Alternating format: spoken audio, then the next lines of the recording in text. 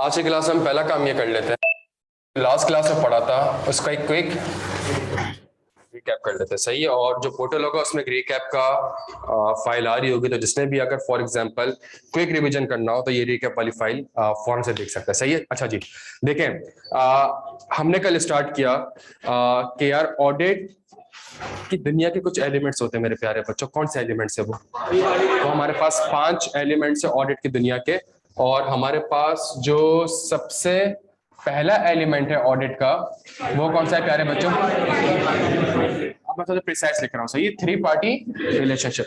3 party relationship में मेरे पास 3 लोग आते हैं। एक आता है, सबसे पहले शेयर होल्डर आया इस दुनिया में। सही है।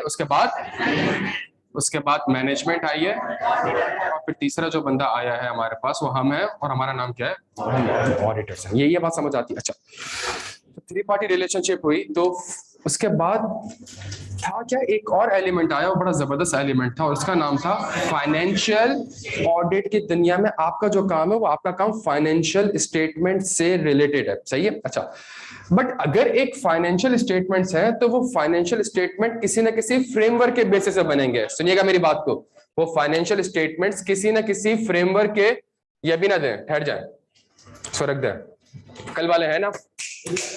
तो फाइनेंशियल स्टेटमेंट्स की कोई ना कोई बेसिस होंगे, किसी ना किसी बेसिस पे बनेंगे। जब मैं लंदन में ऑडिट कर रहा था तो वहां पे फाइनेंशियल स्टेटमेंट आईएफआरएस के हिसाब से नहीं बनते थे, वहां पे यूके गैप के हिसाब से बनते थे। जब मैं लंदन में एक Punjab national bank international limited को ऑडिट करता था, और उसकी होल्डिंग कंपनी इंडिया में थी, और वो कंसोलिडेशन के लिए आपको पता है ना अकाउंटिंग पॉलिसीज क्या होनी चाहिए?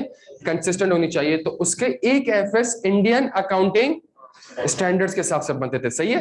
पाकिस्तान के लिए हम लोग क्या पढ़ रहे हैं, तो इसलिए मैं यहाँ पे क्या लिख रहा हूँ, इसलिए मैं यहाँ पे लिख रहा हूँ कि फाइनेंशियल स्टेटमेंट किसी ना किसी बेसिस पे बनेंगे, ताकि मैं ऑडिटर, आप मैनेजमेंट, मैं और आप ये बहस कर सके कि क्या ये अकाउंटिंग किसी बेसिस के ऊपर ये ठीक है भी या नहीं। क्या यहां तक बात समझ आती है? अच्छा, तीसरी चीज फिर हमने कहा कि यार हमें क्या काम करना पड़ेगा, हमें तो ऑडिट एविडेंस क्यों ऑब्टेन करना पड़ेगा? ऑडिट एविडेंस क्यों ऑब्टेन करना पड़ेगा? ऑडिट एविडेंस इसलिए ऑब्टेन करना पड़ेगा ताकि शेयर होल्डर को मैं क्या दे सकूं, एक अदद रिपोर्ट या फिर ओपिनियन दे सकूं। प्यारे बच्चों, क्या ये बात आप लोगों को समझ आती है? ये हमारे पास ऑडिट के 5 एलिमेंट्स थे। इन्हीं 5 एलिमेंट से हमने एक आइजा स्टार्ट किया, और उस आइजा का नाम क्या था प्यारे बच्चों? उस आइजा का नाम था आइजा 200, और आइजा 200 था overall objective of an audit. Audit का ओवरऑल ऑब्जेक्टिव क्या है मेरे प्यारे? देखिए, ऑडिट का ओवरऑल ऑब्जेक्टिव है, तो अगर ऑब्जेक्टिव की वो बात करता है तो इसका मतलब है टेक्निकली स्पीकिंग वो किस चीज की बात कर रहा है? वो किस चीज की बात कर रहा है? वो रिस्पॉन्सिबिलिटी की बात कर रहा है प्यारे बच्चों। रिस्पॉन्सिबिलिटी वो पहले आपकी रिस्पॉन्सिबिलिटी, आप लोग ऑडिटर्स हैं, रिस्पॉन्सिबिलिटी से वो पहले आपकी रिस्पॉन्सिबिलिटीज आपको नहीं बता रहा। क्यों नहीं बता रहा आपकी रिस्पॉन्सिबिलिटी? पहले इस दुनिया में पहले कौन आई है? पहले मैनेजमेंट आई है, तो वो आपको जिम्मेदारी बता रहा है प्यारे बच्चों। किसकी जिम्मेदारी बता रहा है? मैनेजमेंट की। मुझे डायग्राम देख के बता दें जल्दी से, मैनेजमेंट की पहली जिम्मेदारी क्या है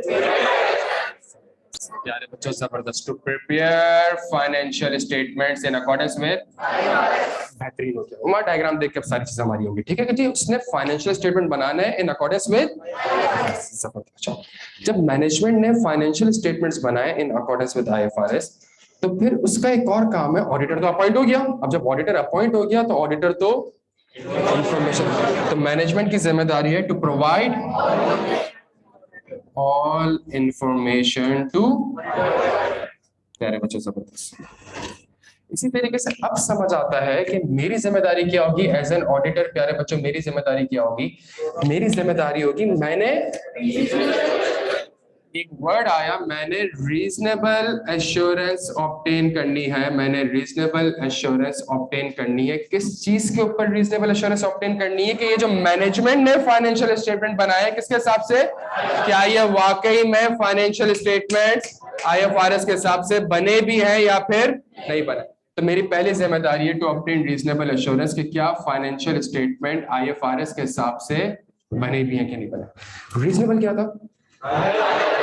Reasonable is the high level of, किसको?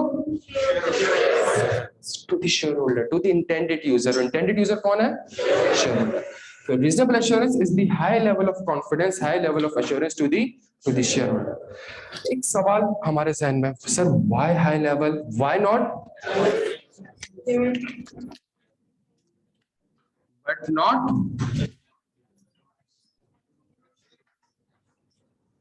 Why not absolute assurance? क्यों मेरे प्यारे बच्चों, एज एन ऑडिटर मैं 100% एश्योरेंस क्यों नहीं ऑब्टेन कर सकता?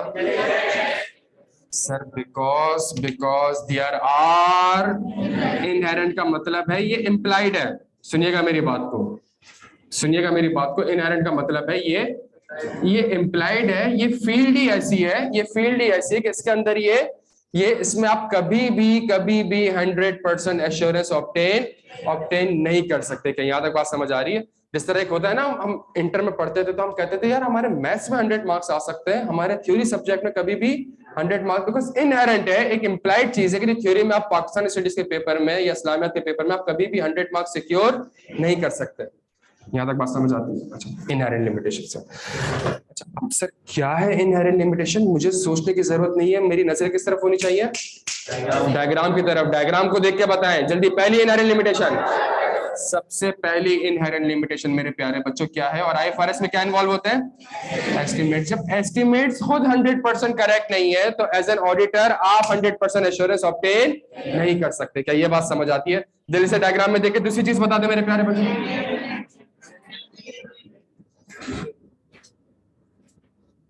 दूसरी चीज, मैं कभी भी 100% ऑडिट परफॉर्म नहीं करता, मैं सैंपल बेसिस पे काम करता हूं। मैं 100 में से 10 ट्रांजैक्शंस को वेरीफाई करता हूं। अगर 100 में से 10 ट्रांजैक्शन सही होती है तो मैं कहता हूं बकिया 90 ट्रांजैक्शंस भी सही होंगी। ऐसा हो सकता है कि 90 की 90 गलत हो, ऐसा हो सकता है कि 90 की 90। तो जब आप काम 100% नहीं कर रहे प्यारे बच्चों तो आप एश्योरेंस 100% ऑब्टेन। और क्यों आप काम 100% नहीं कर रहे? बिकॉज आपके पास टाइम भी कम है और कॉस्ट भी कम है। आप सोचें नेशनल बैंक का पेरोल 40-50 अरब रुपए का है साल का, आपकी 40-50 अरब रुपए की ऑडिट फीस नहीं होती। और अगर दे भी दे आपको 100% काम करवाने के लिए तो मैनेजमेंट का उसमें शेयर होल्डर का कोई फायदा नहीं होगा। 40-50 अरब से प्रॉफिट कम, 2-3 अरब का मसला आप आइडेंटिफाई करके बैठ जाओगे तो वो कॉस्ट बेनिफिट एनालिसिस भी नहीं होगा। क्या यहां तक बात समझ आती है प्यारे बच्चों? क्या यहां तक क्लियर हम सारे? कोई सवाल? अच्छा, जबरदस्त। तीसरी चीज मेरे प्यारे बच्चों, सर ये जो मैनेजमेंट, ये तो पहले दिन से फ्रॉड ही है। सही है, ये तो पहले दिन से ही, इसकी वजह से तो आप आए थे यहाँ पे। तो जी management may not provide all information। क्या यहाँ तक बात प्यारे बच्चे समझ आती है?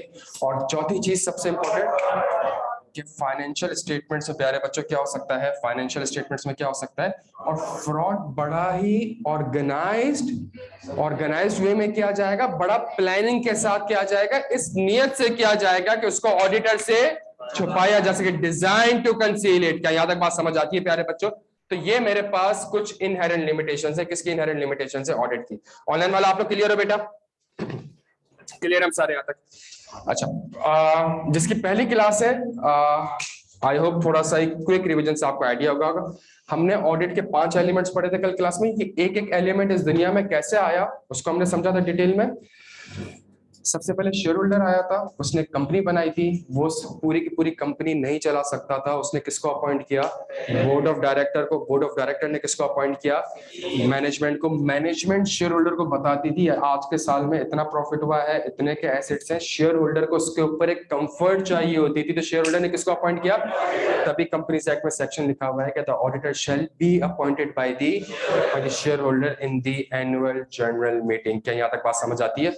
अच्छा जी, जब ऑडिटर आया तो ऑडिटर का काम क्या है? ऑडिटर का काम बड़ा सिंपल है। मैनेजमेंट फाइनेंशियल स्टेटमेंट को किसी न किसी फ्रेमवर्क के तहत बना के दे और मैं उसको ये चेक कर लूं कि क्या ये फ्रेमवर्क के तहत बना भी है, या फिर अगर इन्वेंट्री का इंपेयरमेंट उसने 10 रुपए का रिकॉर्ड करा है तो क्या वाकई में इंपेयरमेंट 10 रुपए की ही होनी चाहिए थी या फिर नहीं होनी चाहिए थी। अगर तो उसने बैड डेट एक्सपेंस 100 रुपए का रिकॉर्ड किया है तो क्या वाकई में बैड डेट एक्सपेंस IFRS 9 के हिसाब से 100 रुपए का रिकॉर्ड होना चाहिए भी था कि नहीं होना। अगर उसने एक एसेट खरीदा है 100 रुपए का और उसकी यूजफुल लाइफ 5 साल रखी है तो मैं ये चेक करूंगा IAS 16 के हिसाब से कि क्या इसकी वाकई में यूजफुल लाइफ 5 साल होनी चाहिए भी थी या फिर नहीं होनी चाहिए थी। क्या यहां तक मेरे प्यारे बच्चों बात समझ आती है आपके? अच्छा जी, जब ऑडिटर ये सारे काम करेगा तो टेक्निकली स्पीकिंग वो क्या ऑब्टेन कर रहा होगा, और ऑडिट एविडेंस ऑब्टेन करने के बाद शेयर होल्डर के सामने एक रिपोर्ट पेश करेगा और इस रिपोर्ट में बता देगा कि क्या ये एफएस आईएफआरएस के हिसाब से बने हैं या ये एफएस आईएफआरएस के हिसाब से नहीं बने। क्या ये बात प्यारे बच्चों समझ आती है? तो कल की क्लास में हमने ये चीजें पढ़ी थी। क्लियर है? मैनेजमेंट की जिम्मेदारी है, एफएस बनाना आपकी जिम्मेदारी नहीं है, एफएस बनाना मैनेजमेंट की जिम्मेदारी है। मैनेजमेंट की जिम्मेदारी है to prepare FS in accordance with IFRS and to provide all the information to the auditor। Auditor की जिम्मेदारी है कि जो उसको फाइनेंशियल स्टेटमेंट्स मिले हैं उसके ऊपर एक रीजनेबल एश्योरेंस ऑब्टेन करनी है। दोनों नए वर्ड्स हैं हमारे लिए सर। रीजनेबल क्या होता है? एक हाई लेवल होता है लेकिन एब्सोल्यूट लेवल, और एश्योरेंस क्या है? एक लेवल ऑफ कॉन्फिडेंस है to the shareholder. Sir मैं क्यों एब्सोल्यूट एश्योरेंस नहीं दे सकता? बिकॉज कुछ इनहेरेंट लिमिटेशंस हैं, और वो इनहेरेंट लिमिटेशंस क्या है प्यारे बच्चों? वो इनहेरेंट लिमिटेशंस ये है, इन रीजंस की वजह से मैं ये नहीं कह सकता कि ये एफएस 100% आईएफआरएस के तहत बना।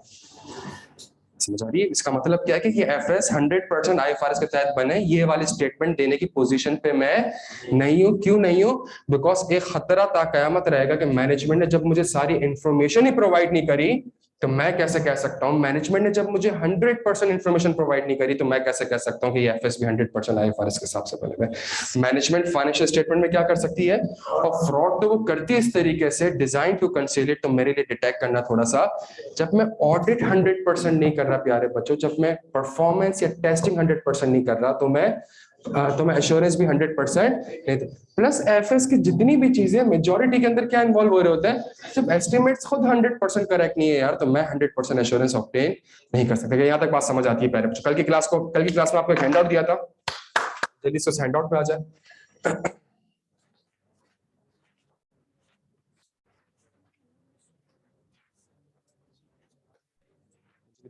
कुछ मुझे दे दो, आगे दे दो, एक्स्ट्रा तुम आगे दे दो।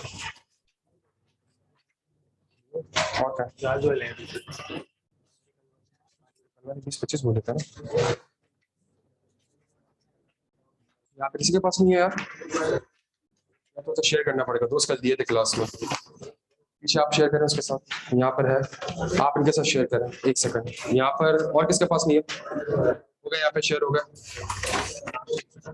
यहाँ पे अगर 2-3 बंदों के पास नहीं है तो फिर शेयर करिएगा यार, वरना नहीं। अगर इस लाइन में 2-3 बंदों के पास नहीं तो फिर आप लोग शेयर रखें। हो गया? यहाँ पे है सबके पास? दोस्त यहाँ पे है? पढ़ा तो है तुम्हारे पास यार बराबर में दोस्त। हो गया? यहाँ पे किसको चाहिए दोस्त?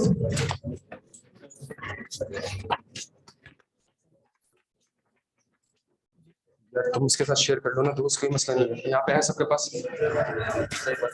जो एक सेकंड पहले मैं हैंडआउट डिस्ट्रीब्यूट करता हूँ यार, कॉर्नर में डिस्ट्रीब्यूट करना उसको।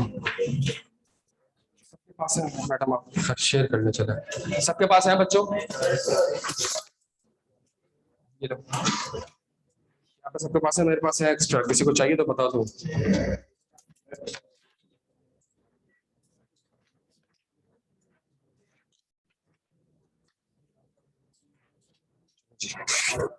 यहाँ पे किसको चाहिए था? यहाँ पे मैंने दोस्त सबके पास है। चले जी,